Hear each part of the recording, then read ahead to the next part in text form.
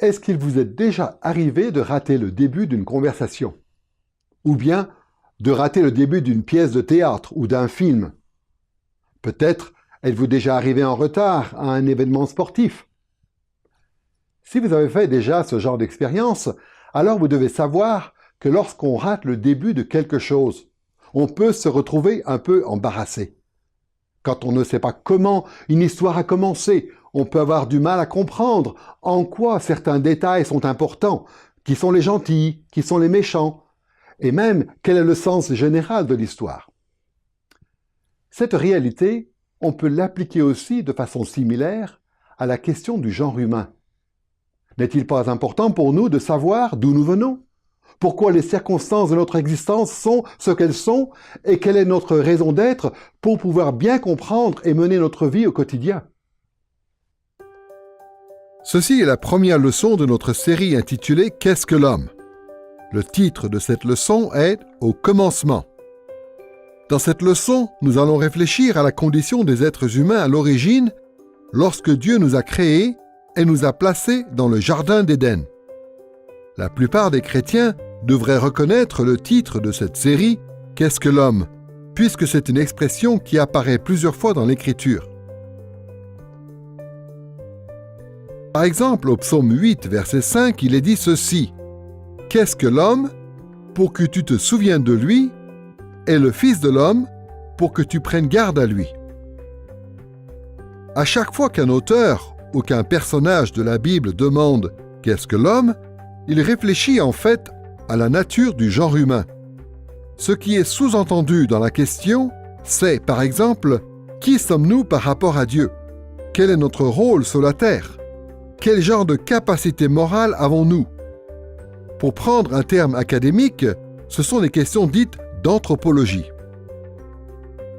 Ce mot « anthropologie » est composé de deux mots grecs. D'une part, le mot « anthropos » qui veut dire « homme » ou « être humain ». D'autre part, le mot « logos » qui veut dire « étude ». L'anthropologie, donc, c'est l'étude de l'homme, ou, dans le contexte de la théologie, la doctrine de l'homme.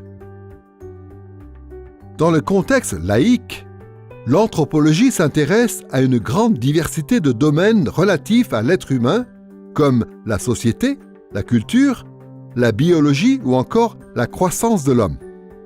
Mais dans le contexte de la théologie, le champ de l'anthropologie est beaucoup plus étroit. Louis Berkhof, un théologien qui a vécu de 1873 à 1957, propose une définition de l'anthropologie dans son ouvrage de théologie systématique. Dans la deuxième partie, chapitre 1, il dit ceci: « Du point de vue de la théologie, l'anthropologie s'intéresse uniquement à ce que la Bible dit concernant l'homme et la relation qu'il a et qu'il devrait avoir avec Dieu. » Autrement dit, dans le contexte de la théologie, l'anthropologie s'intéresse à ce qu'est l'homme en lui-même et à ce qu'il est en relation avec Dieu.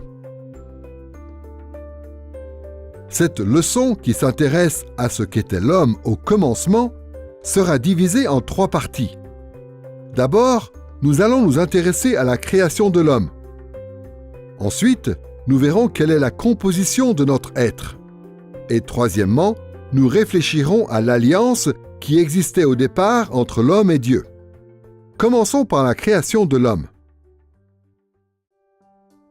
Dans le contexte du Proche-Orient ancien, lorsque Moïse a écrit le livre de la Genèse, il existait un certain nombre de récits de la création, et ces récits avaient beaucoup d'importance dans la culture. Typiquement, ces récits de la création expliquaient aux gens ce que le monde était censé être idéalement.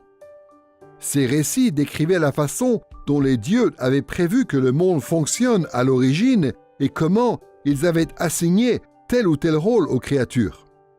Et dans la Bible, on trouve des récits de la création qui ont à peu près le même but. Évidemment, les récits de la création issus des cultures environnantes de l'époque étaient mensongers. Les récits des nations païennes attribuaient l'œuvre de la création à des faux dieux.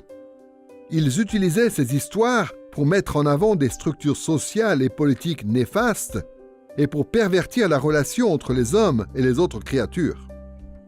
À l'inverse, la Bible raconte la véritable histoire de la création, dans le but de montrer comment les hommes étaient censés, en réalité, fonctionner dans le monde. C'est la raison pour laquelle beaucoup d'autres passages de la Bible se réfèrent au récit de la création pour expliquer comment le monde est censé marcher et rappeler aux hommes certaines obligations morales qui leur incombent. Souvent, les théologiens appellent ces obligations des ordonnances créationnelles, parce qu'elles sont des exigences morales établies par Dieu de par son œuvre de création. L'idée, c'est que les œuvres de Dieu sont parfaites. Par conséquent, elles nous présentent des normes pour notre propre comportement. Parfois, les ordonnances créationnelles sont explicites, comme par exemple lorsque Dieu dit à l'homme « Soyez féconds, multipliez-vous » dans Genèse chapitre 1, verset 28. Mais parfois, ces ordonnances sont implicites, comme par exemple le devoir que nous avons d'observer le sabbat. Les récits de la création dans la Bible ne nous disent pas explicitement que les humains doivent se reposer un jour sur 7. Mais dans les 10 commandements, dans Exode chapitre 20, verset 11, il est dit clairement que Dieu a établi un modèle en travaillant lui-même 6 jours et en se reposant le 7e, et que ce modèle oblige moralement les hommes à faire de même. Puisque nous voulons réfléchir à l'importance et au rôle du genre humain, il est donc naturel et utile de commencer par la création de l'homme. Nous allons examiner la création de l'homme en 3 étapes. D'abord, nous allons tenter de résumer les récits bibliques de la création. Ensuite, nous nous intéresserons à l'historicité d'Adam et Ève.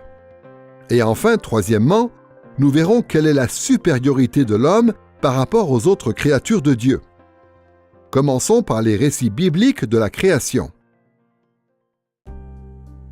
Le livre de la Genèse contient 2 récits de la création du monde. Le premier se trouve dans Genèse chapitre 1, verset 1, jusqu'au chapitre 2, verset 3, et le second dans Genèse chapitre 2, versets 4 à 25. Ensemble, ces 2 récits nous livrent un grand tableau qui nous permet de comprendre comment et pourquoi Dieu nous a créés.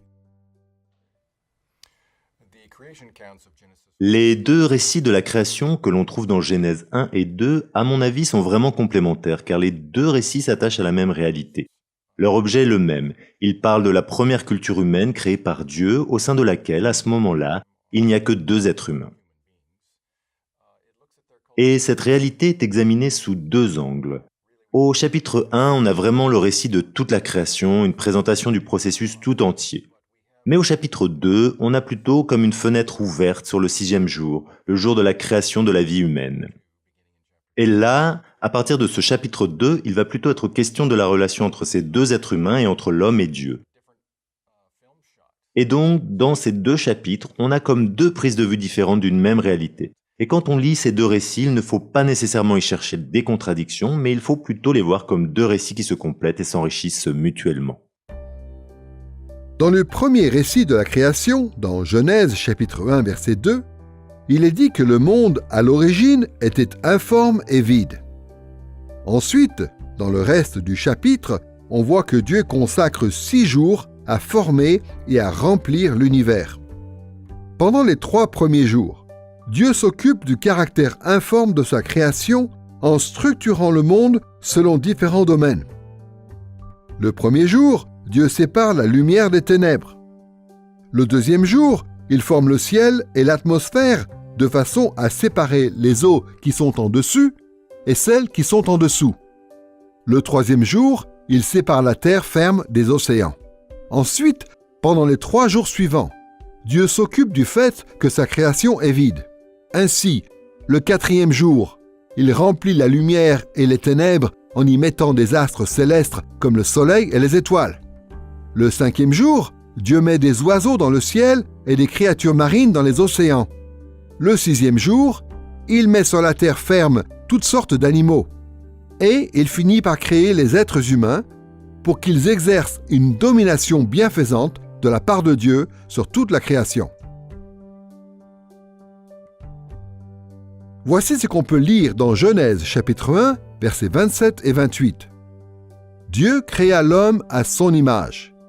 Il le créa à l'image de Dieu, hommes et femmes, il les créa.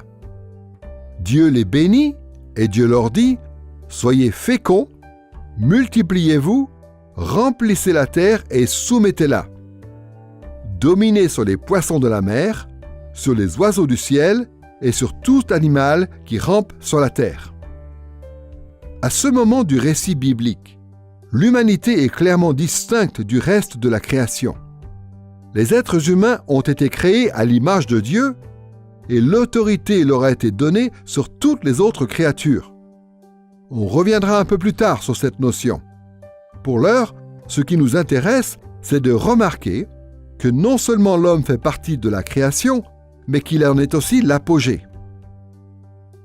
Dans le second récit de la création, dans Genèse chapitre 2, versets 4 à 25, on trouve des détails supplémentaires qui concernent ce que Dieu a fait le 6e jour, lorsqu'il a créé les animaux terrestres et les hommes. Dans ce passage, il est dit que Dieu a formé les animaux à partir de la poussière du sol.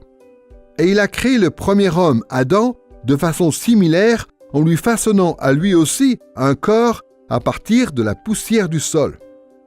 Mais il est intéressant de remarquer que seul Adam reçoit le souffle vital de Dieu lui-même lorsque celui-ci le lui insuffle dans les narines.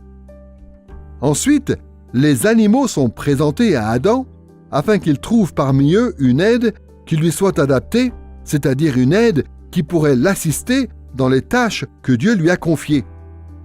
En passant en revue les animaux, Adam leur donne des noms, ce qui montre l'autorité qu'il a sur eux. Mais aucun des animaux ne s'avère être une aide adaptée. C'est ainsi que Dieu crée la première femme, Ève, afin qu'elle soit l'épouse d'Adam et l'aide dont il a besoin. Mais cette fois, au lieu de la créer à partir de la poussière du sol, Dieu va former Ève à partir d'une côte d'Adam. À ce titre, Ève est unique parmi toutes les créatures de Dieu.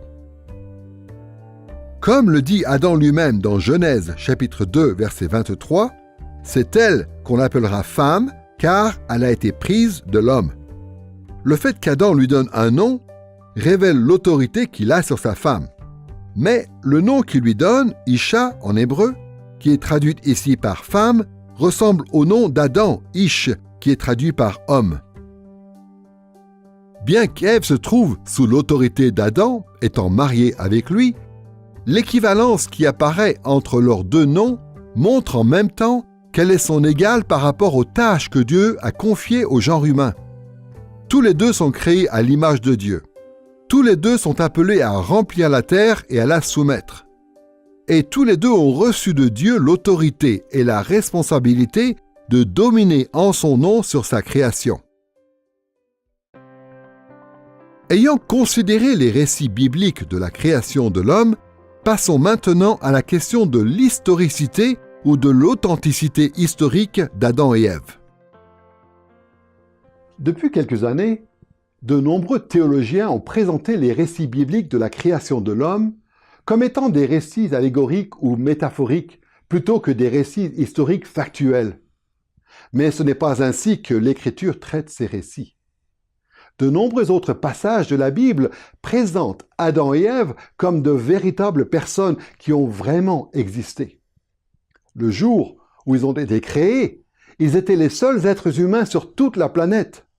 Mais ils se sont reproduits et ils ont eu une descendance qui, à son tour, s'est multipliée et qui est devenue le genre humain tel que nous le connaissons aujourd'hui.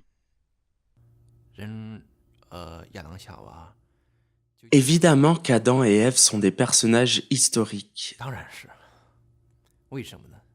C'est comme ça que nous le présente la Bible. Et nous croyons la Bible parce qu'elle est inspirée par Dieu. Quand on essaie de comprendre le monde et quand on étudie l'histoire, on peut s'appuyer sur l'archéologie, sur des documents historiques et sur toutes sortes de témoignages qui sont parvenus par le canal de différentes traditions. Mais le fondement le plus solide qui nous permet d'affirmer qu'Adam et Ève ont réellement existé historiquement, c'est que nous croyons tout simplement ce que dit la Bible.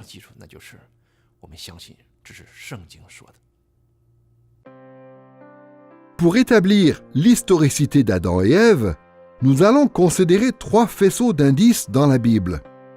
Tout d'abord, nous allons examiner le contexte plus large du livre de la Genèse. Ensuite, nous verrons ce qu'on peut trouver dans d'autres livres de l'Ancien Testament à part la Genèse. Et troisièmement, nous relèverons plusieurs éléments dans le Nouveau Testament. Commençons par le contexte plus large du livre de la Genèse.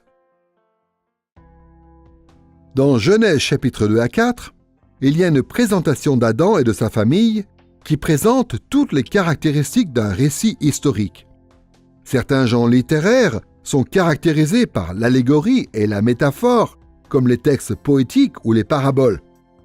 D'autres genres littéraires, au contraire, ont un style simple et direct, comme les récits historiques. Et sans conteste, le livre de la Genèse est principalement constitué de récits historiques, comme l'histoire des premiers patriarches, au chapitre 11 à 37, et l'histoire des patriarches plus tardifs, tels que Joseph, au chapitre 37 à 50. Or, le style littéraire de Genèse, chapitre 2 à 4, correspond étroitement à celui de ces autres passages. En fait, Genèse chapitre 2 commence par le même indicateur textuel que celui qu'on trouve au début de beaucoup d'autres récits historiques dans ce livre. La formule qu'emploie Moïse dans Genèse chapitre 2 verset 4 est la suivante. « Voici l'histoire de ce qui est advenu au ciel et sur la terre lorsqu'ils furent créés. » L'expression « voici l'histoire » Helle Toledoth en hébreu pourrait aussi être traduite littéralement par « voici les origines » ou encore par « voici les générations ».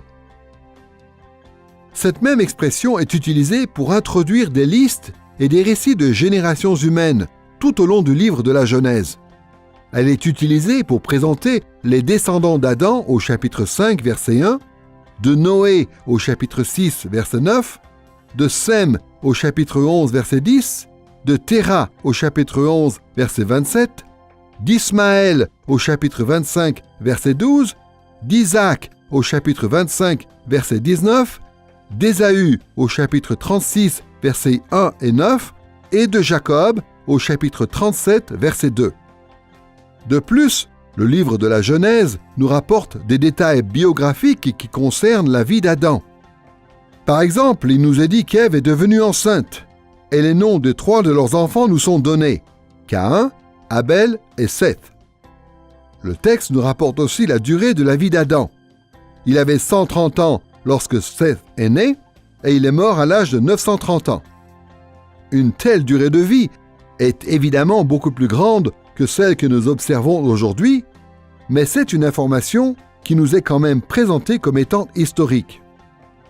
Ainsi, quand on considère la forme littéraire de ces chapitres, qui correspondent à la forme d'un récit historique, et quand on tient compte de l'expression caractéristique qui introduit ce passage, et quand on ajoute les détails qui nous sont rapportés concernant la vie d'Adam, on peut en déduire, avec une relative certitude, que l'intention de Moïse était bien que nous comprenions cette section de Genèse chapitre 2 à 4 comme étant un récit historique. Autrement dit, Moïse s'attend à ce que ses lecteurs croient qu'Adam et Ève étaient bel et bien de véritables personnages qui ont existé dans l'histoire. Nous avons pu examiner la question de l'historicité d'Adam et Ève à partir du livre de la Genèse. Passons maintenant à d'autres livres de l'Ancien Testament. Le nom d'Ève n'apparaît nulle part ailleurs dans l'Ancien Testament, mais celui d'Adam est mentionné 2 autres fois. Et dans les 2 cas, il est présenté comme un personnage historique. La généalogie qui commence dans 1 Chronique, chapitre 1, verset 1, présente Adam comme étant le père de Seth. Cette généalogie énumère toutes les générations depuis Adam jusqu'à l'époque où les Israélites reviennent de l'exil babylonien vers la fin du VIe siècle avant Jésus-Christ. Il était important, pour les exilés qui revenaient au pays, de pouvoir se référer à une généalogie historiquement authentique, car c'est ce qui pouvait les aider à recouvrer leur rôle et leurs héritages respectifs en terre promise. Une généalogie qui se serait basée sur un mythe n'aurait pas pu avoir cet effet et n'aurait eu aucune pertinence pour l'auditoire de l'auteur des Chroniques. L'autre passage où le nom d'Adam est mentionné se trouve dans le livre d'Osée. C'est un verset où l'auteur compare les péchés du peuple d'Israël aux péchés d'Adam. Voici ce qui est dit dans Osée chapitre 6, verset 7.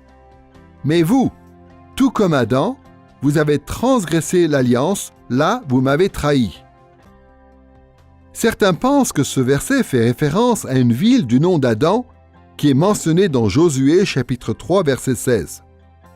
Mais dans le livre de Josué, on ne trouve aucune allusion au fait que cette ville aurait péché.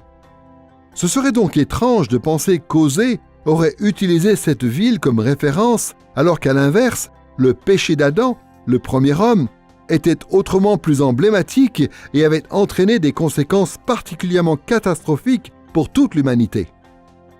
D'autres personnes qui interprètent ce passage pensent qu'il n'est pas nécessaire qu'Adam ait existé historiquement pour que la comparaison que fait Osée ait du sens. Mais comme on va le voir dans un instant, lorsqu'on va considérer l'apport du Nouveau Testament sur la question, l'alliance avec Adam n'a de sens que si c'était une alliance historique. Nous avons donc pu réfléchir à l'historicité d'Adam et Ève à partir du livre de la Genèse et de plusieurs autres passages de l'Ancien Testament. Passons maintenant au Nouveau Testament. Il y a plusieurs passages du Nouveau Testament qui parlent d'Adam et les auteurs du Nouveau Testament accordent souvent une grande importance théologique à son histoire. Par exemple, dans Romains chapitre 5, versets 12 à 21, l'apôtre Paul affirme que le péché d'Adam est la raison pour laquelle les humains meurent aujourd'hui. De plus, il dit que Jésus délivre les croyants de la malédiction qui repose sur nous depuis Adam. Il y a des affirmations semblables dans 1 Corinthiens chapitre 15, versets 22 et 45. Donc, si Adam n'était pas un personnage historique, de quoi Jésus nous sauve-t-il ? Sans un Adam historique qui ait péché contre Dieu, nul besoin d'un Jésus historique qui serait mort sur la croix. L'apôtre Paul souligne l'historicité d'Adam dans 1 Timothée chapitre 2 versets 13 et 14, où il dit qu'Adam a été créé avant Ève et qu'Ève a péché avant Adam. De même, Jude verset 14 suppose que les généalogies d'Adam sont fiables quand il est dit qu'Enoch est la 7e génération ou le 7e patriarche depuis Adam. En fait, il n'y a pas un seul endroit dans l'Ancien Testament ou dans le Nouveau Testament qui pourrait laisser supposer qu'Adam n'était pas un personnage historique qui a réellement existé.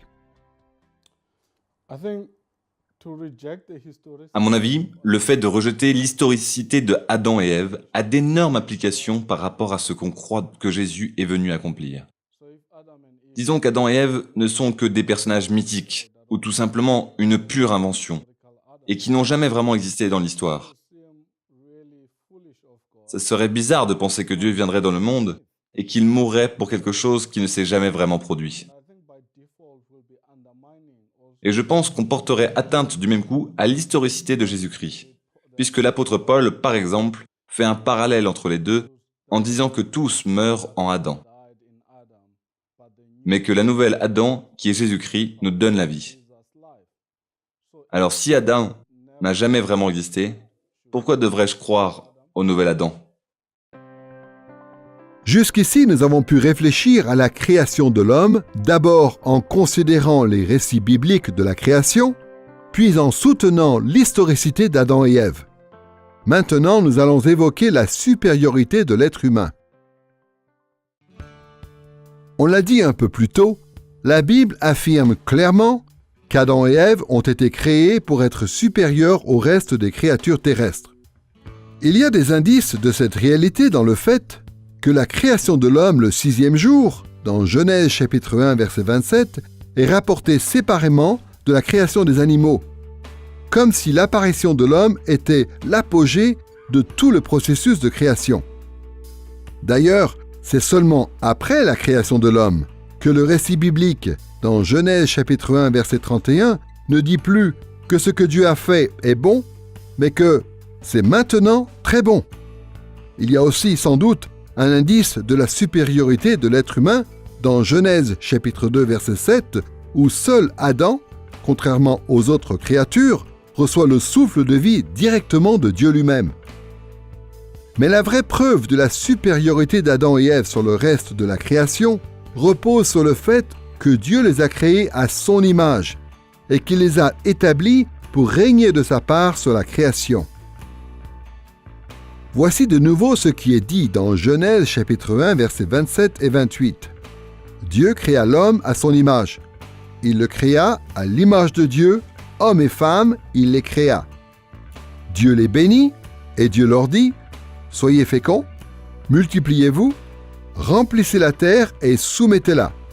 Dominez sur les poissons de la mer, sur les oiseaux du ciel et sur tout animal qui rampe sur la terre. » On retrouve la même idée dans d'autres passages, comme dans Genèse chapitre 9 verset 2 et au psaume 8 versets 7 à 9.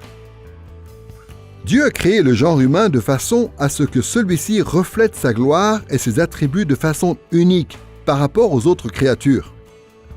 Dans une autre leçon, nous réfléchirons plus en détail à cette notion de l'image de Dieu. Mais pour l'instant, notons simplement que si on est fait à l'image de Dieu, cela veut dire qu'on est comme une représentation de Dieu.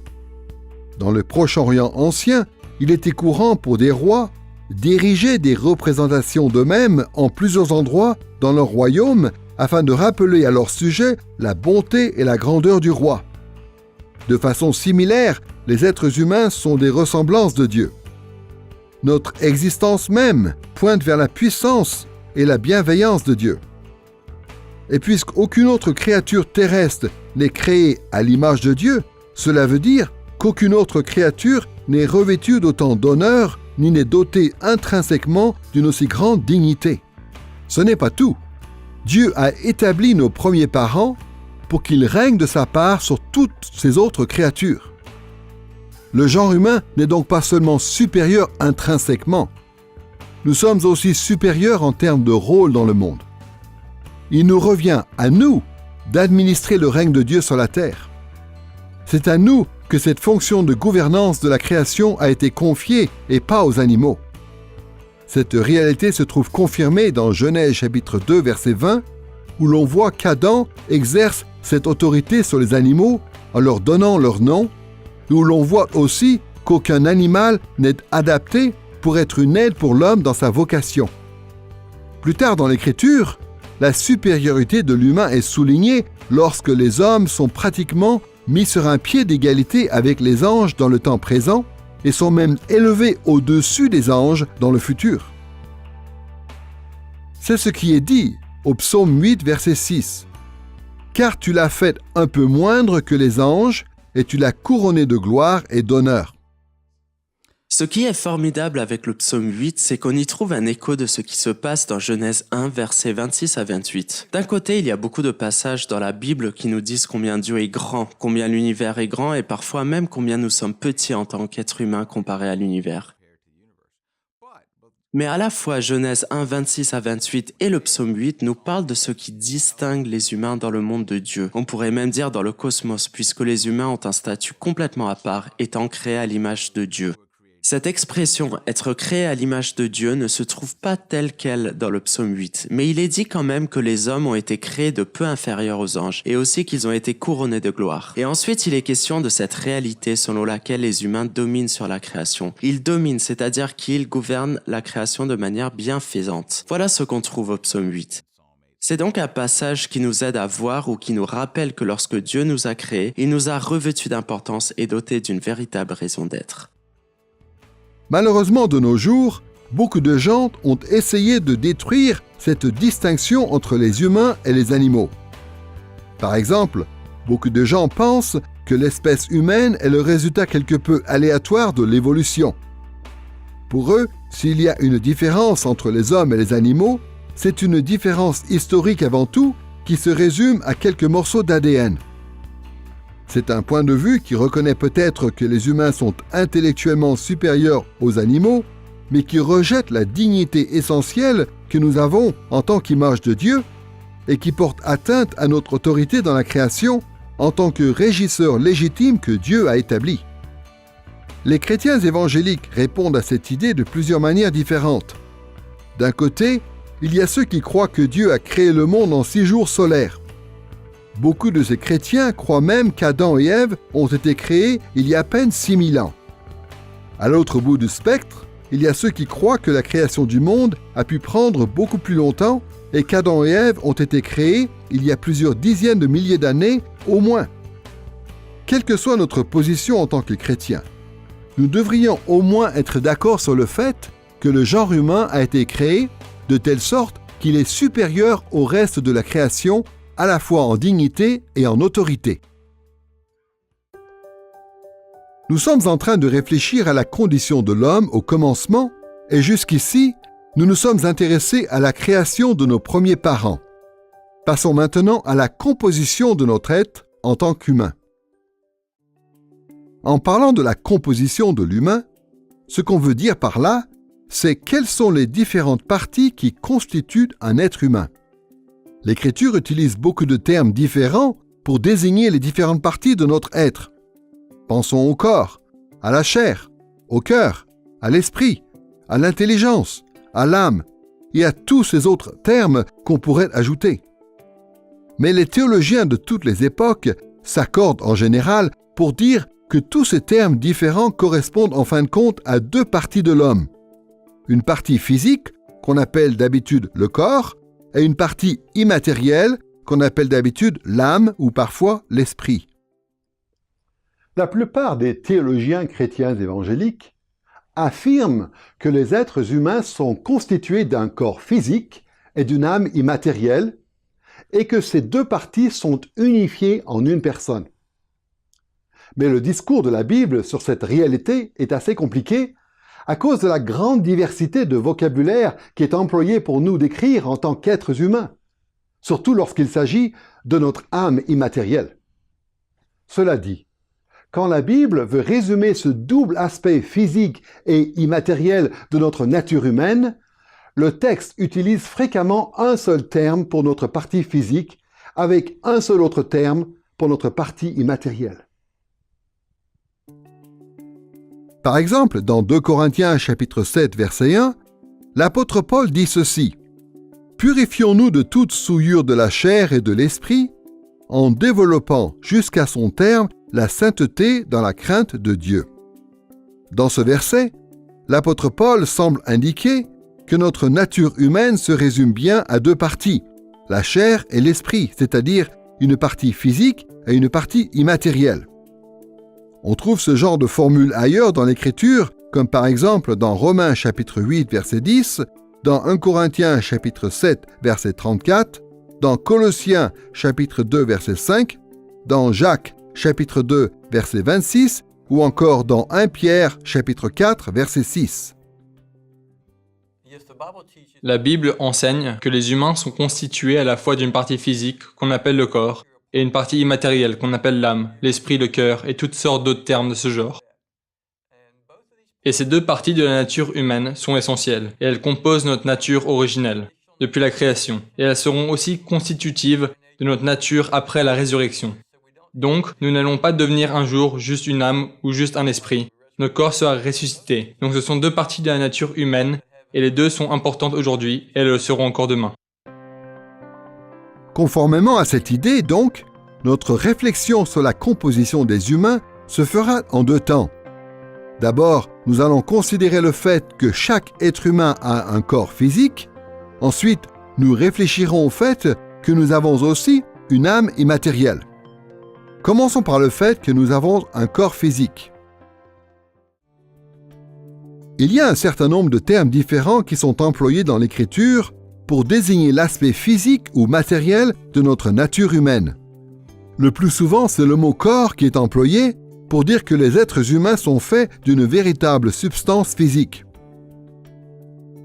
Voici par exemple ce que dit Jésus concernant notre nature humaine dans Matthieu chapitre 10, verset 28. « Ne craignez pas ceux qui tuent le corps et qui ne peuvent tuer l'âme, craignez plutôt celui qui peut faire périr l'âme et le corps dans la géhenne. » Dans ce passage, Jésus emploie le mot « corps » pour désigner nos caractéristiques physiques, par opposition à notre âme, qui désigne nos caractéristiques immatérielles. À part le mot corps, la Bible utilise aussi d'autres mots pour évoquer notre existence physique. Le mot chair, dans Colossiens chapitre 1 verset 24 par exemple, l'expression la chair et le sang, dans 1 Corinthiens chapitre 15 verset 15, et dans Hébreux chapitre 2 verset 14, ou encore les mots os et chair, dans Genèse chapitre 2 verset 23. Et le terme force se réfère aussi à nos capacités physiques, dans Deutéronome chapitre 6 verset 5 et dans Marc chapitre 12 verset 30. Le corps lui-même, évidemment, est constitué de beaucoup de parties différentes. Parfois dans le texte, le corps est la somme des parties qui le composent, comme lorsque l'expression « les membres » est employée dans Romains chapitre 7 verset 23. Mais la Bible fait aussi référence à toutes sortes de parties du corps individuellement, comme aux mains, aux bras, aux pieds, aux yeux, et ainsi de suite. On pourrait faire une liste assez longue de toutes les parties du corps qui sont mentionnées dans l'Écriture, mais cela n'aurait que peu d'intérêt. Il suffit de comprendre, comme l'Écriture nous l'enseigne, que toutes ces parties appartiennent à un tout que nous appelons notre corps physique. Rappelons-nous toutefois que notre corps physique n'est pas simplement temporaire. Notre corps est une partie essentielle de notre existence et de notre nature humaine. Nous commençons à avoir un corps dès le moment de notre conception et nous le gardons tout au long de notre vie sur Terre. Et même si notre corps physique se trouve séparé de notre âme immatérielle au moment de notre mort, notre corps ne cesse pas pour autant de faire partie de qui nous sommes. C'est une des raisons pour lesquelles la Bible parle souvent des morts comme s'ils existaient encore dans la tombe et continue d'identifier les corps des morts aux personnes auxquelles ils appartenaient lorsque ces personnes étaient vivantes. Il est dit par exemple dans 2 Chroniques chapitre 24, versets 15 et 16, que Eyoyada a été enterré avec les rois dans la cité de David. Et dans Actes chapitre 13, verset 36, l'apôtre Pierre parle du roi David qui a été enterré avec ses pères. Lazare, l'ami de Jésus, est aussi décrit comme étant personnellement dans la tombe, bien que mort, dans Jean chapitre 11, verset 17. Et Jésus lui-même, d'après Actes chapitre 13, versets 29 et 30, reposait dans le tombeau avant de ressusciter d'entre les morts. De plus, au jour de la grande résurrection à la fin de l'histoire, le corps de chaque personne qui a jamais existé sera ressuscité en vue de comparaître devant Dieu. Ce jour-là, notre âme et notre corps seront réunis pour ne plus jamais être séparés. Tous les rachetés ressusciteront pour hériter la vie éternelle sur la nouvelle terre. Mais les méchants seront ressuscités pour le jugement, la condamnation et un tourment physique éternel. Dans Jean chapitre 5, versets 28 et 29, Jésus dit ceci: « L'heure vient où tous ceux qui sont dans les tombeaux entendront la voix du Fils de l'homme. Ceux qui auront fait le bien en sortiront pour la résurrection et la vie, ceux qui auront pratiqué le mal pour la résurrection et le jugement. » Nous avons donc un corps physique constitutif de notre personne. Mais dans la composition d'un homme, il y a aussi une âme immatérielle. Tout comme pour le corps, l'Écriture utilise aussi un certain nombre de termes différents pour désigner l'aspect immatériel de notre nature humaine. Un des termes les plus courants est le mot « âme », qui est souvent la traduction du mot « nefesh » en hébreu ou du mot « psyché » en grec. Généralement, ces mots désignent la totalité de la partie immatérielle de l'homme, mais parfois, ils sont utilisés pour désigner l'homme entier, y compris son corps physique. Par exemple, dans Genèse chapitre 2 verset 7, il est dit que Dieu a insufflé dans les narines d'Adam un souffle vital et qu'ainsi Adam est devenu un être vivant ou littéralement une âme vivante. Le mot qui est employé est « nefesh » en hébreu. Ce passage veut tout simplement dire qu'Adam est devenu un être humain vivant qui marche et qui respire. Et dans Jean chapitre 15 verset 13, Jésus utilise le mot « psyché » pour parler de notre existence physique quand il dit qu'il n'y a pas de plus grand amour que de donner sa vie, ici le mot « psyché » pour ses amis. Un autre terme très courant qui désigne la partie immatérielle de notre nature est le mot « esprit » qui est généralement la traduction en français du mot ruach en hébreu ou du mot pneuma en grec. Ces deux termes, habituellement, font référence à la totalité de la partie immatérielle de la nature humaine. Et à ce titre, ce sont plus ou moins des synonymes du mot âme. Mais le mot esprit peut aussi être employé pour désigner d'autres choses comme le souffle, le vent, ou même une attitude, comme dans 2 Timothée chapitre 1 verset 7, où il est question d'un esprit de timidité. En plus de ces termes, la Bible a encore toute une palette de vocabulaire pour décrire les différents aspects de notre être immatériel. Par exemple, le mot intelligence est souvent utilisé pour désigner nos facultés morales, intellectuelles et rationnelles, comme dans Romains chapitre 7, verset 23. Le mot cœur, lui, désigne parfois notre vie intérieure ou le siège immatériel de nos pensées, de notre volonté, de nos sentiments et de nos émotions, comme dans 1 Samuel chapitre 16, verset 7 par exemple, ou dans 2 Timothée chapitre 2, verset 22. Même le mot méhé en hébreu, qui est généralement traduit par sein ou entrailles, peut désigner notre être immatériel, comme par exemple au psaume 40, verset 8. Et bien sûr, il y a encore beaucoup d'autres termes dans la Bible, qui se réfèrent à différents aspects de notre être immatériel, comme la conscience, le désir, la raison, les pensées, l'intellect et tout un éventail d'émotions. Comme pour notre corps, les théologiens estiment en général que tous ces différents éléments font partie d'un tout immatériel que nous appelons notre âme ou notre esprit. Dans la Bible, il y a des passages qui décrivent l'homme comme ayant une âme, un esprit, un cœur, une intelligence. Et certains de ces termes sont synonymes, ils se recoupent. Mais c'est vrai qu'ils décrivent des fonctions quelque peu différentes. Le cœur est une métaphore du noyau spirituel ou du centre de la personne. L'esprit fait partie du cœur. La volonté fait partie du cœur. Les émotions se trouvent dans le cœur. Donc le cœur peut penser, le cœur peut faire des choix, le cœur peut croire et il peut ressentir des émotions. L'esprit et l'âme se recoupent aussi. On peut dire que le cœur est le centre de l'âme et le centre de l'esprit. Mais en même temps, les mots âme et esprit ne sont pas tout à fait interchangeables. Il y a une similitude entre les deux, mais apparemment, d'après ce que je peux constater, le mot esprit désigne la partie immatérielle de l'homme. Mais les anges sont aussi appelés des esprits. Et Dieu lui-même est esprit. Donc c'est une réalité non physique. Le mot âme, lui, est utilisé pour parler de l'être tout entier, corps et esprit. Et donc quand quelqu'un est mort, la Bible peut continuer de l'appeler une âme, mais généralement elle ne l'appelle pas un esprit. L'emploi de ces différents mots se recoupe donc quelque peu. À mon avis, cela ne veut pas dire que l'esprit et l'âme sont des parties distinctes de l'homme. Ce sont juste des façons différentes de parler d'une même réalité. C'est que l'homme est un être spirituel. Nous ne sommes pas qu'un corps. Nous sommes plus complexes que cela. Notre être comporte une partie invisible, spirituelle, immatérielle. Donc oui, c'est un peu compliqué. Nous avons donc une âme immatérielle. Ayant survolé rapidement cette notion, nous pouvons maintenant nous intéresser plus en détail à 3 questions liées à notre âme.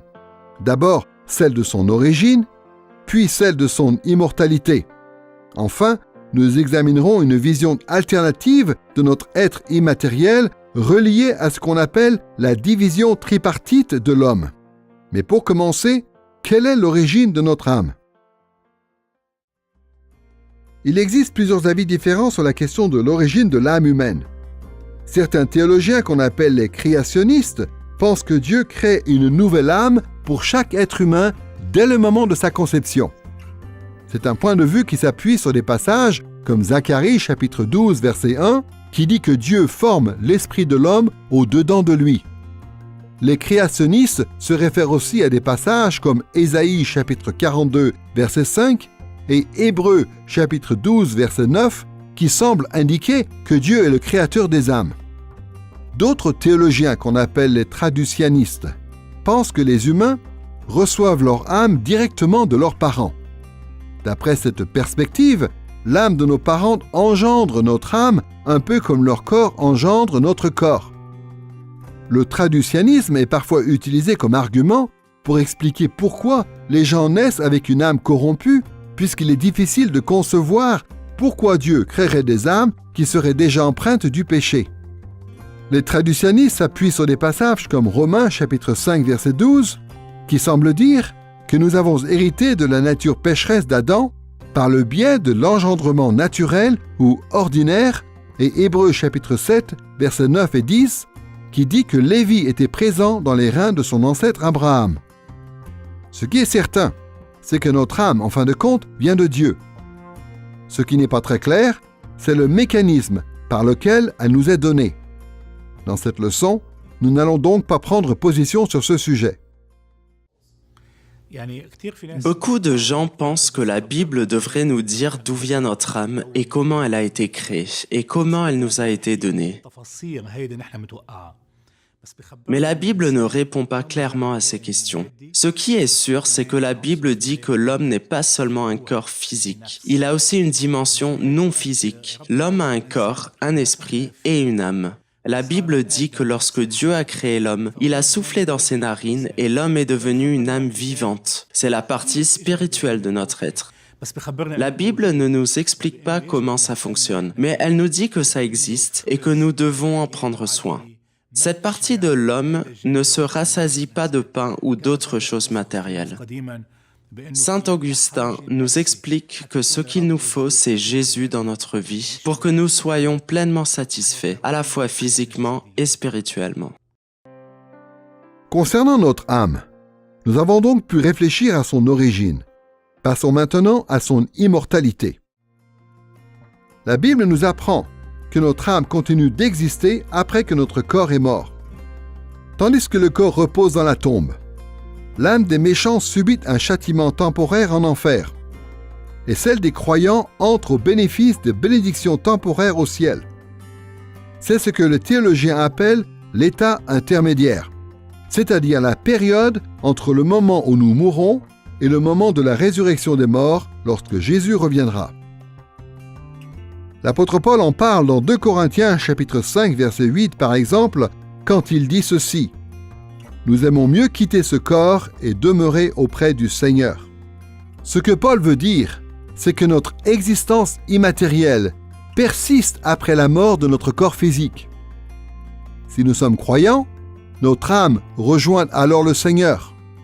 D'autres passages font allusion à cette réalité, comme Luc chapitre 23 verset 43, Actes chapitre 7 verset 59, Philippiens chapitre 1 versets 23 et 24, ou encore Apocalypse chapitre 6 verset 9. L'âme des non-croyants subsiste aussi après leur mort, sauf qu'au lieu de jouir de la présence du Seigneur au ciel, leur âme souffre en enfer. Dans Luc chapitre 12 versets 4 et 5, Jésus dit ceci: « Ne craignez pas ceux qui peuvent tuer le corps, mais qui n'ont pas le pouvoir de faire davantage. Savez-vous qui vous devez craindre? C'est celui qui, après la mort, a le pouvoir de vous jeter en enfer. » L'enfer est un lieu de mort, mais il est important de reconnaître que dans la Bible, mourir ne veut pas dire cesser d'exister. Mourir, c'est tomber sous le coup du jugement de Dieu. Donc, du point de vue du châtiment ou de la récompense, on peut dire en effet que les âmes qui sont en enfer sont mortes. Mais du point de vue de l'existence, ces âmes vont subsister à jamais. Après cet état intermédiaire où l'on connaîtra un châtiment temporaire ou des bénédictions temporaires, notre âme et notre corps seront réunis lors de la résurrection. C'est à ce moment-là que nous rejoindrons notre destination finale et permanente. Les méchants souffriront corporellement et spirituellement en enfer. Mais si nous sommes croyants, lorsque notre corps ressuscité sera réunifié avec notre âme immatérielle, nous pourrons vivre corporellement et spirituellement pour toujours, avec Christ, dans les nouveaux cieux et la nouvelle terre. Concernant l'âme immatérielle de l'homme, nous avons donc pu considérer son origine d'une part et son immortalité d'autre part. Nous pouvons passer maintenant à cet autre point de vue qui existe qu'on appelle la division tripartite de l'être humain. En tant que chrétiens, nous savons que les humains ne sont pas seulement des créatures physiques. La Bible, après tout, parle de notre dimension immatérielle de toutes sortes de façons différentes. Et la conception la plus courante parmi les théologiens évangéliques est celle que nous avons déjà décrite et qu'on appelle la division bipartite de l'homme, ou le dichotomisme. Cette doctrine affirme que les humains ne sont constitués que de deux parties distinctes, le corps et l'âme. Mais ce ne sont pas tous les théologiens évangéliques qui croient que cette façon de décrire la composition de l'homme en deux parties, un corps physique et une âme immatérielle, est la meilleure qui soit. Certains théologiens défendent à la place la division tripartite de l'homme ou le trichotomisme. Comme son nom l'indique, cette conception reconnaît trois parties distinctes à l'homme, le corps, l'âme et l'esprit. Cette division tripartite repose sur quelques versets de la Bible qui font une distinction entre l'âme et l'esprit. Dans Hébreux chapitre 4, verset 12 par exemple, il est dit ceci: « La parole de Dieu est vivante et efficace, plus acérée qu'aucune épée à double tranchant, elle pénètre jusqu'à la division de l'âme et de l'esprit. » Les trichotomismes estiment que ce verset présente l'âme et l'esprit comme deux parties immatérielles distinctes de l'être humain. Ils avancent à peu près le même argument à partir de 1 Corinthiens chapitre 15, verset 44 et de 1 Thessaloniciens chapitre 5, verset 23. À partir de ce genre de passage, les gens qui défendent la division tripartite de l'homme affirment que l'âme et l'esprit ne représentent pas la même chose. L'âme se réfère plutôt à une dimension immatérielle inférieure, celle qui anime notre corps et qui suscite nos envies et nos désirs. À l'inverse, l'esprit se réfère plutôt à une dimension immatérielle supérieure, celle notamment qui nous relie à Dieu. Quelle que soit notre position, que nous croyons à la division bipartite ou à la division tripartite de l'homme, nous devons reconnaître que beaucoup de chrétiens évangéliques sont persuadés en bonne conscience de l'autre position. Que l'on soit dans un camp ou dans l'autre, ce qui est important de reconnaître, c'est que la nature humaine est en partie physique et en partie immatérielle. Le débat entre la vision dichotomiste et la vision trichotomiste dure depuis très longtemps et les deux positions ont des arguments exégétiques à faire valoir. Nous n'allons donc pas nous battre là-dessus. Ce n'est pas une question si importante qu'on doit en faire un critère d'orthodoxie. La composition de notre être nous montre que notre corps et notre âme sont tous les deux importants. Parfois, on peut accorder tellement d'importance à la spiritualité qu'on en vient à négliger ses propres besoins physiques ou les besoins physiques des autres. Ou à l'inverse, et cela arrive peut-être plus souvent, on est tellement préoccupé par sa vie physique sur la terre qu'on néglige sa vie spirituelle. Mais la composition de notre être, qui est à la fois un corps et une âme, nous incite à reconnaître l'importance des deux, ainsi que le lien qui existe entre les deux.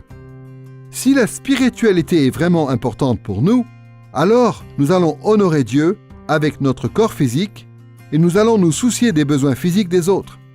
Et si nous cherchons vraiment à glorifier Dieu avec notre corps, en agissant physiquement pour faire l'œuvre de Dieu, alors cela aura un effet positif spirituellement sur notre cœur et sur notre âme. Jusqu'ici dans cette leçon, nous avons pu réfléchir à la condition de l'homme au commencement en nous intéressant d'une part à la création de l'homme, puis d'autre part à la composition de l'homme. Nous passons maintenant à la troisième et dernière partie de cette leçon où nous allons réfléchir à l'alliance qui existait au départ entre l'homme et Dieu. Quand Dieu a créé Adam et Ève, ce n'était pas simplement pour les lâcher dans la nature. Il les a créés dans un but précis, avec une raison d'être. Il devait établir son royaume sur la terre. Dieu leur a donné les capacités et l'aide dont ils avaient besoin pour accomplir cette tâche. Il leur a fixé des règles en demandant d'eux qu'ils soient fidèles et consciencieux dans leur travail. Il leur a expliqué quels bienfaits ils recevraient en cas d'obéissance et les conséquences en cas d'infidélité. D'un point de vue théologique, on peut dire que Dieu a établi une relation d'alliance entre lui-même et le genre humain. Tout au long de l'histoire dans l'Ancien Testament et dans le Nouveau, Dieu a donné une forme officielle à sa relation avec son peuple. Les conditions de cette relation formelle ont souvent été mises par écrit, ce qui correspond à ce que la Bible appelle des alliances. Ce terme « alliance » est la traduction du mot « bérit » en hébreu et du mot « diatheke » en grec. Cette relation d'alliance reproduit le modèle des alliances qui pouvaient exister dans le monde antique entre des nations différentes et notamment entre un grand empereur ou un suzerain et un autre royaume moins puissant qui était considéré comme un vassal. Ces anciens traités avaient au moins 3 éléments caractéristiques. Ils soulignaient la bienveillance du suzerain envers son vassal, ils définissaient la loyauté qui était requise de la part du vassal envers le suzerain, et ils fixaient des conséquences qui pouvaient résulter de la fidélité ou de l'infidélité du vassal. Et ces traités ou ces alliances continuaient d'être valides de génération en génération, de sorte que celui qui succédait au vassal continuait de servir celui qui succédait au suzerain, et ainsi de suite. De façon semblable, les alliances de Dieu mettent en avant sa bonté envers son peuple, elles expliquent le genre de loyauté qui est requise du peuple envers Dieu, et elles décrivent les conséquences de la fidélité ou de l'infidélité. Il faut préciser que dans le récit de la création de l'homme, dans Genèse chapitre 1 à 3, le texte en hébreu n'emploie à aucun moment le terme « bérit ». Et dans la version de la Septante, qui est la traduction antique en grec de l'Ancien Testament, il n'y a pas non plus le mot « diadeke ». Par conséquent, un certain nombre de théologiens refusent d'appeler la relation entre Dieu et Adam une alliance. Pourtant, l'Écriture semble clairement indiquer que Dieu a établi une alliance avec Adam et à travers lui avec toute l'humanité. Pour commencer, cette relation entre Dieu et Adam comporte tous les éléments caractéristiques d'une alliance. Dieu est clairement le roi souverain qui exerce son autorité sur Adam. Et comme on l'a vu un peu plus tôt, dans Genèse chapitre 1 verset 28, Dieu établit l'homme comme un vassal, comme un roi serviteur, et lui confie la tâche de gouverner la création en son nom. De plus, cette relation entre Dieu et Adam se réfère à la bienveillance de Dieu, elle exige la loyauté d'Adam envers Dieu, et elle comporte des conséquences en cas de fidélité ou d'infidélité de la part d'Adam. Nous reviendrons plus en détail sur ces différents éléments dans un petit moment. Ce qui nous intéresse pour l'instant, c'est simplement le fait que la présence de ces éléments caractéristiques démontre qu'il y a bien une relation d'alliance entre Dieu et Adam. Par ailleurs, cette relation d'alliance est présupposée un peu plus loin dans la Genèse lorsque le récit s'attache au personnage de Noé. Dans Genèse chapitre 6 verset 18, Dieu dit ceci à Noé: « Avec toi, j'établirai mon alliance. » Dans cette phrase, le verbe « établirait » est la traduction du verbe « kum » en hébreu. C'est le verbe qui est normalement utilisé pour confirmer une alliance qui existe déjà. Quand l'Ancien Testament parle d'établir une nouvelle alliance, le verbe qui est normalement employé est plutôt « karat ». Donc, lorsque Dieu dit qu'il va établir son alliance avec Noé, ce qu'il veut dire, c'est qu'il va confirmer auprès de Noé une relation d'alliance qui existe déjà.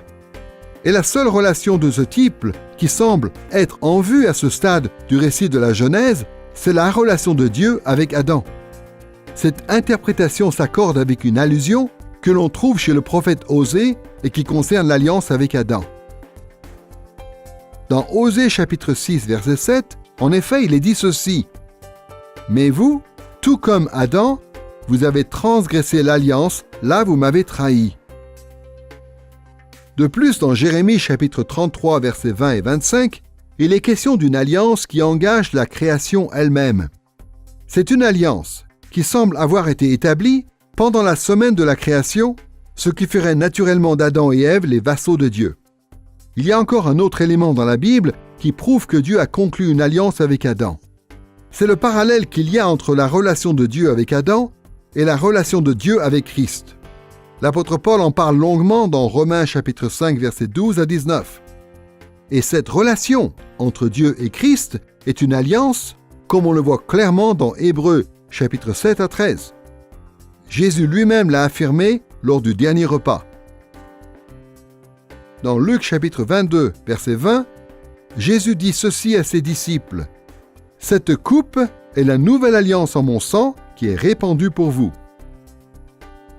Il est vrai, comme on l'a dit, que Moïse n'a pas employé le mot « bérite » dans la Genèse pour décrire la relation de Dieu avec Adam. Mais peu importe. Il est certain que la façon dont cette relation était constituée correspondait en tout point à une alliance. Et les théologiens dans l'histoire ont été plutôt en accord avec cette idée. Par exemple, en théologie, on a souvent donné à cette relation entre Dieu et Adam le nom d'alliance adamique, parce qu'Adam agissait en qualité de représentant du peuple et administrateur de l'alliance. On lui a aussi donné le nom d'alliance de la vie, puisque ce qui était promis dans cette alliance, c'était la vie éternelle, sous condition de la fidélité d'Adam. On l'a aussi appelé l'alliance de la création, parce que cette alliance remonte à la création du monde et parce que les dispositions de cette alliance engageaient toute la création. Et puis, on l'a aussi appelé l'alliance des œuvres, parce que la vie qu'elle promettait était conditionnée aux œuvres d'obéissance accomplies par les hommes. L'alliance des œuvres est une expression qui désigne la relation entre Dieu et Adam au début du livre de la Genèse. Au chapitre 2, Dieu dit à Adam de ne pas manger du fruit de l'arbre de la connaissance du bien et du mal, car le jour où il en mangerait, il en résulterait sa mort. Dans l'alliance des œuvres, ce qui était présenté à Adam, c'était donc la vie et la mort.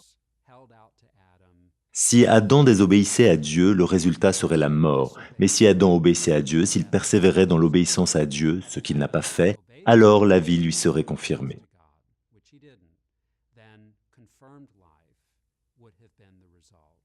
Et Adam agissait comme un représentant. C'est ce que l'apôtre Paul nous explique dans Romains 5 et dans 1 Corinthiens 15.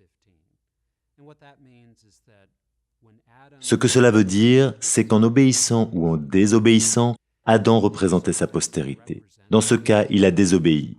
Et quand il a péché, et quand la mort est entrée dans le monde, son péché a aussi été imputé à sa postérité. Et ainsi la mort a passé sur tous les hommes. Nous allons réfléchir à l'alliance de Dieu avec Adam en distinguant les 3 caractéristiques principales que nous avons mentionnées par rapport aux alliances du monde antique. Tout d'abord, nous allons parler de la bienveillance de Dieu envers l'homme. Ensuite, nous verrons que Dieu, dans cette alliance, exige la loyauté de l'homme envers lui. Et troisièmement, nous verrons quelles sont les conséquences qui sont prévues en cas de fidélité ou d'infidélité de la part de l'homme. Commençons par la bienveillance de Dieu. La bienveillance de Dieu, c'est tout l'amour et toute la bonté que Dieu manifeste envers ses créatures, notamment par les bonnes choses qu'il fait pour Adam et Ève dans Genèse chapitre 1 et 2. En l'occurrence, Dieu a créé Adam et Ève à son image et il les a élevés tous les deux en leur donnant l'autorité sur le reste de la création. Le roi David parle de cette bienveillance de Dieu dans ce passage emblématique au psaume 8, versets 5 à 7, quand il dit ceci. « Qu'est-ce que l'homme, pour que tu te souviennes de lui, et le Fils de l'homme, pour que tu prennes garde à lui. Tu l'as fait de peu inférieur à Dieu, et tu l'as couronné de gloire et de splendeur. Tu lui as donné la domination sur les œuvres de tes mains, tu as tout mis sous ses pieds. » En posant cette question, « Qu'est-ce que l'homme, pour que tu te souviennes de lui ?» le roi David reconnaît que l'homme ne mérite pas le genre d'attention qu'il a reçu de la part de Dieu. De plus, David est particulièrement impressionné et touché par le fait que Dieu a donné à Adam et Ève et à leur postérité l'autorité sur la création. Dans cette alliance initiale conclue entre Dieu et l'homme, la bienveillance de Dieu se manifeste aussi par le fait qu'il a fourni à l'homme sa demeure et sa nourriture. Dans Genèse chapitre 2, verset 8, il est dit notamment que Dieu a permis à Adam et Ève d'habiter dans le jardin d'Éden et qu'il leur a donné toute la nourriture dont ils avaient besoin. Dans Genèse chapitre 1, verset 29, Dieu dit ceci à l'homme. « Voici que je vous donne toute herbe porteuse de semences et qui est à la surface de toute la terre, et tout arbre fruitier porteur de semences, ce sera votre nourriture. » La bienveillance de Dieu s'est aussi manifestée très clairement après la chute d'Adam dans le péché. Dans Genèse chapitre 2, verset 17, Dieu dit à Adam que si jamais il devait désobéir en sa loi, en mangeant du fruit de l'arbre de la connaissance du bien et du mal, l'humanité mourrait. Mais une fois qu'Adam et Ève ont mangé de ce fruit, ils ne sont pas morts. Du moins, ils ne sont pas morts physiquement. Au lieu de cela, on découvre que Dieu leur donne un moyen d'être rachetés et qu'il déverse ainsi sur eux la grâce du salut. Et Dieu a présenté cette même grâce à son peuple de génération en génération, de façon à sauver tous ceux qui se repentent de leurs péchés et qui se tournent vers Dieu par la foi.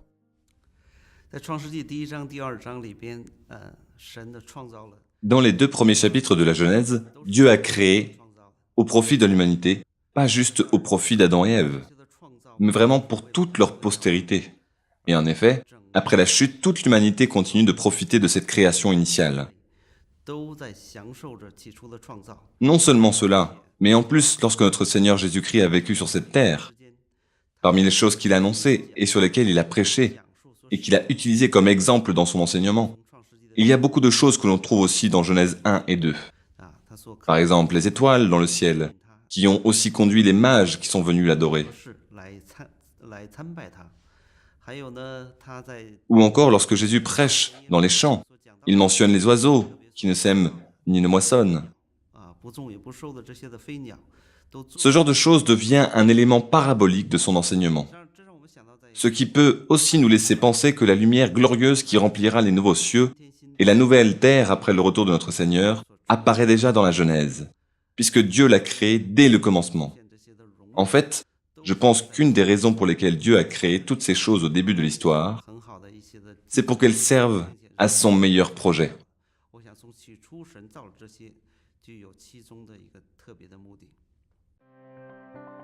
Dans le cadre de l'alliance de Dieu avec Adam, on a donc pu voir l'élément de la bienveillance de Dieu envers l'homme. Passons maintenant au deuxième élément, la loyauté de l'homme envers Dieu. Pour décrire la loyauté que Dieu exige de la part de l'homme dans cette alliance initiale, les théologiens se réfèrent souvent à Genèse chapitre 2, verset 17, où Dieu interdit à Adam de manger du fruit de l'arbre de la connaissance du bien et du mal. Il est certain que ce commandement fait partie de la loyauté que Dieu attend de l'homme, mais en réalité, les exigences de Dieu dépassent de loin cette seule interdiction. Il existe différentes façons de résumer ces exigences. Beaucoup de théologiens disent tout simplement qu'Adam était soumis à l'intégralité de la loi morale de Dieu, qui a ensuite été résumée dans les 10 commandements. La confession de foi de Westminster, par exemple, dont la rédaction s'est achevée en 1647, décrit les obligations d'Adam de la manière suivante dans l'article 19, paragraphes 1 et 2. Dieu a donné à Adam une loi comme une alliance des œuvres par laquelle il l'obligeait, lui et toute sa postérité, à une obéissance personnelle, totale, rigoureuse et perpétuelle. Cette loi, après la chute, est demeurée une parfaite règle de justice et Dieu l'a donnée comme telle sur le mont Sinaï en 10 commandements. Dans cette leçon, il n'y a que 2 éléments de la loyauté de l'homme qui vont retenir notre attention. Tout d'abord, nous allons voir que Dieu a soumis Adam et Ève à des obligations sacerdotales. Dans un second temps, nous verrons qu'il les a aussi soumis à des obligations royales vis-à-vis du reste de la création. Pour commencer, que veut-on dire par des obligations sacerdotales ? Adam avait un rôle sacerdotal dans le Jardin d'Éden, c'est-à-dire un rôle qui correspond à la fonction d'un prêtre. Et cela est évident parce que, d'une part, le Jardin d'Éden servait de sanctuaire sur la terre, et parce que, d'autre part, Adam et Ève remplissaient la fonction de prêtre. En tant que sanctuaire, le Jardin d'Éden était un précurseur du tabernacle, et ensuite du temple. En fait, la décoration et les ustensiles du tabernacle ont fait penser à beaucoup de théologiens que le tabernacle était censé être une sorte de réplique du Jardin d'Éden. Le chandelier en or dans le tabernacle ressemblait à l'arbre de vie dans le Jardin d'Éden. Les chérubins qui était représenté sur les rideaux du tabernacle et sculpté sur le couvercle de l'Arche de l'Alliance, rappelait les chérubins qui gardaient l'accès au Jardin d'Éden, comme on le voit dans Genèse chapitre 3, verset 24. Et de la même façon que le Jardin d'Éden était un précurseur du tabernacle et du temple, Adam et Ève étaient aussi des précurseurs des prêtres qui devaient servir dans ces édifices sacrés. Par exemple, il est dit dans Genèse chapitre 3 que Dieu marchait avec Adam et Ève et leur parlait directement. Et plus tard, d'après Lévitique chapitre 16, Dieu ne manifestait sa présence qu'au souverain sacrificateur et seulement dans le lieu très saint, au cœur du tabernacle et du temple. Les tâches qui revenaient à Adam dans le Jardin d'Éden pointent aussi vers son rôle sacerdotal, puisque les termes techniques qui désignent ces tâches désignent aussi plus tard le travail des prêtres dans le tabernacle.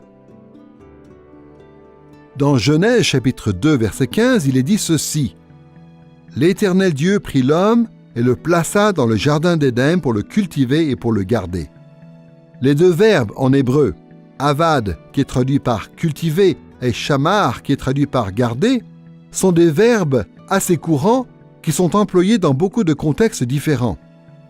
Mais quand ils apparaissent ensemble, c'est une formule technique qui désigne le travail des prêtres. Voici ce qu'on peut lire par exemple dans Nombres chapitre 3 verset 8. « Que les Lévites gardent, shamar en hébreu, tous les ustensiles du tabernacle d'assignation et ce qui leur sera donné en charge pour les enfants d'Israël pour faire le service, avad en hébreu, du tabernacle. » Dans le récit de la création, on voit qu'Adam et Ève ont été créés à l'image de Dieu, non seulement pour régner et pour dominer, mais aussi pour représenter. Tout comme les prêtres, plus tard en Israël, qui étaient des représentants ou des intermédiaires, des médiateurs entre Dieu et les hommes, Adam et Ève aussi devaient faire la même chose. Par leur gouvernance, leur service, leur obéissance, ils représentaient Dieu sur la terre. Et on voit la même chose par la suite dans l'histoire des patriarches, dans l'histoire de la nation d'Israël, qui reçoit la Torah, jusque dans le Nouveau Testament et la fameuse grande mission et le déversement du Saint-Esprit promis dans Acte 1, verset 8, qui nous est donné pour que nous soyons des témoins, etc. Tout cela s'enracine dans la création d'Adam et Ève en tant que porteurs de l'image de Dieu, créés à la ressemblance de Dieu, qui sont appelés non seulement à régner en son nom, mais aussi à faire connaître son caractère, ce qui est le rôle principal d'un prêtre. L'alliance de Dieu avec Adam engageait toute l'humanité et elle engage encore aujourd'hui toute l'humanité. Les hommes sont encore tenus de remplir les obligations morales relatives à la fonction sacerdotale que Dieu leur a confiée. Nous sommes tous appelés, par exemple, à servir Dieu et à lui rendre un culte. Nous sommes appelés à cultiver la création et à prendre soin d'elle. Nous sommes appelés à transformer le monde entier en un sanctuaire digne d'accueillir la présence de Dieu. Et dans l'Église, Dieu nous confie des devoirs supplémentaires, comme par exemple le fait de lui offrir en sacrifice notre louange et notre obéissance, ou encore le fait de proclamer sa bonté au reste du monde. C'est ce que dit l'apôtre Pierre à l'Église dans 1 Pierre chapitre 2 versets 5 et 9. « Vous-même, édifiez-vous pour former une maison spirituelle, un saint sacerdoce, en vue d'offrir des victimes spirituelles. Vous êtes une race élue, un sacerdoce royal, une nation sainte, un peuple racheté, afin d'annoncer les vertus de celui qui vous a appelé des ténèbres à son admirable lumière. » Nous avons parlé de la loyauté de l'homme sous l'angle des obligations sacerdotales qui lui incombent.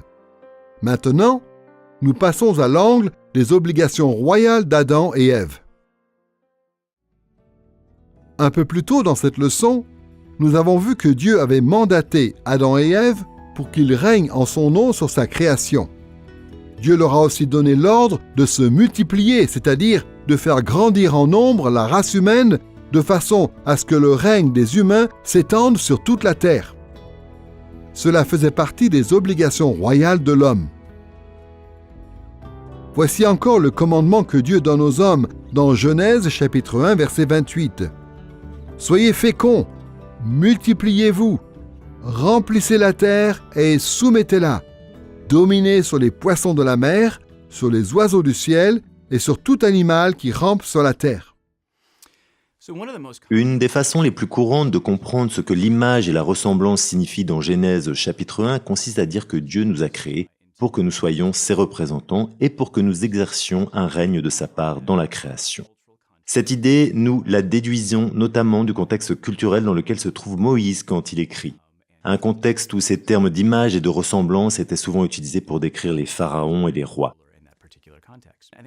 Et donc à cette époque, quand on disait que le pharaon était l'image de Dieu, cela voulait dire qu'il régnait comme représentant de Dieu. Je crois qu'il est très important de remarquer que lorsque Dieu met Adam et Ève dans le jardin d'Éden, dans Genèse chapitre 2, il ne leur dit pas simplement de planter du gazon, de compter les nuages et de regarder paître les moutons. Il leur confie bien plutôt une tâche et une raison d'être, n'est-ce pas? Il les met là pour qu'ils cultivent le jardin et pour qu'ils le gardent. Il leur adresse cette vocation qui consiste à façonner la création, à œuvrer avec elle et à en prendre soin, de façon à ce qu'elle devienne la création que Dieu désire, c'est-à-dire une création riche et florissante. Et voilà ce que cela veut dire notamment d'être un humain. Dieu nous a créés pour que nous exercions ce rôle de sa part dans la création où il nous a placés. Le grand Dieu de l'univers a établi les hommes comme ses vassaux et les a dotés de cette prérogative royale qui consiste à étendre son royaume au-delà de ses frontières initiales qui étaient celles du Jardin d'Éden. Le but de Dieu, c'est que les hommes se multiplient, qu'ils se disséminent et qu'ils cultivent avec soin la terre tout entière, de la même façon qu'ils cultivaient le Jardin d'Éden. En fin de compte, les hommes sont appelés à transformer toute la planète en un temple pour Dieu, un sanctuaire terrestre qui ne serait que le prolongement du royaume céleste de Dieu. Et telle est encore l'obligation qui nous incombe aujourd'hui. Dans le Notre Père, tel qu'on le trouve dans Matthieu chapitre 6, verset 10, Jésus nous enseigne à prier ainsi. « Que ton règne vienne, que ta volonté soit faite sur la terre comme au ciel. » Le rôle de l'humanité a toujours été de prendre part au déploiement sur la terre du royaume céleste de Dieu. Ce que Jésus nous dit de demander dans nos prières reflète cette réalité. Et cette tâche incombe en particulier au peuple fidèle de Dieu dans l'Église. Nous devrions considérer chacune de nos vocations particulières comme un aspect de cette domination que Dieu nous a donnée en tant qu'être humain sur la terre.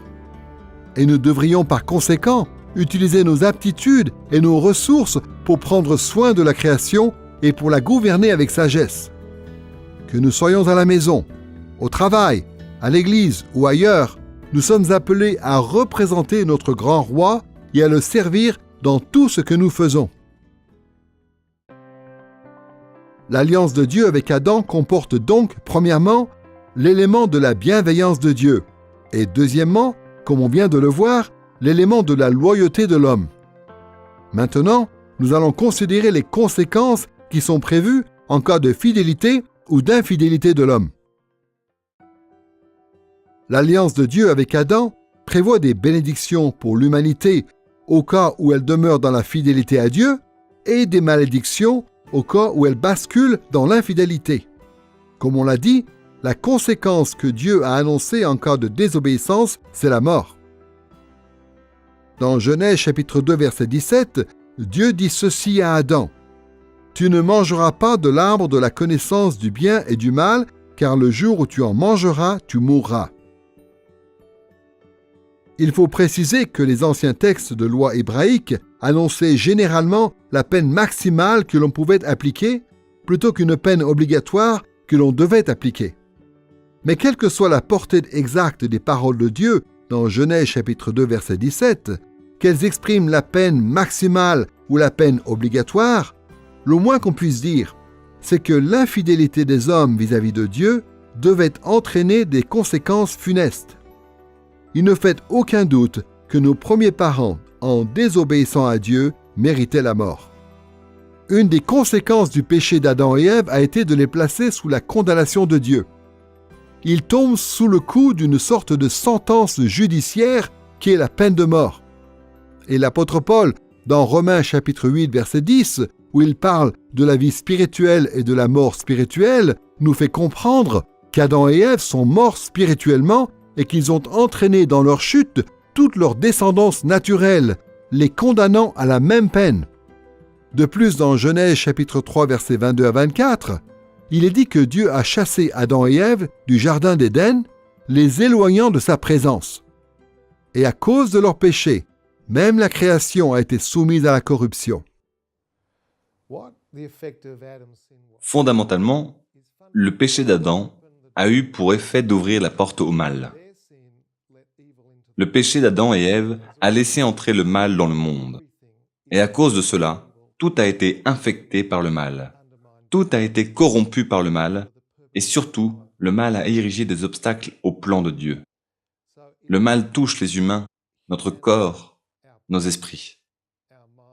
Il touche le tissu même de la création, de sorte que la création elle-même est sujette à la frustration, comme le dit Romains 8, et qu'elle aspire à son propre rétablissement. Et bien sûr, le mal a une incidence sur nos relations, non seulement sur les relations que nous avons avec d'autres humains, mais avant tout sur notre relation avec Dieu. Et donc, ce qui est devenu le problème à résoudre, c'est tout simplement le mal. Il a fallu un seul acte de désobéissance pour ouvrir la porte au mal. Mais à l'inverse, pour défaire l'effet du mal qui a pénétré si profondément dans l'ordre de la création, c'est compliqué. C'est comme des œufs brouillés, comme faire pour séparer le jaune et le blanc maintenant. C'est pourquoi le péché d'Adam et Ève n'occupe que quelques lignes dans la Bible, alors que la réparation de cette faute occupe des centaines et des centaines de pages. Malgré les conséquences désastreuses du péché de l'homme, Dieu n'a pas fait mourir nos premiers parents tout de suite. Il les a laissés vivre physiquement. Mais plus que cela, Dieu leur a manifesté sa bonté alors qu'ils étaient devenus des pécheurs. Par exemple, Dieu les a restaurés spirituellement, au moins de façon implicite, puisque Dieu sous-entend qu'ils pourront élever leurs enfants dans la foi, et puisque Ève elle-même exprime une forme de foi dans Genèse chapitre 4, versets 1 et 25.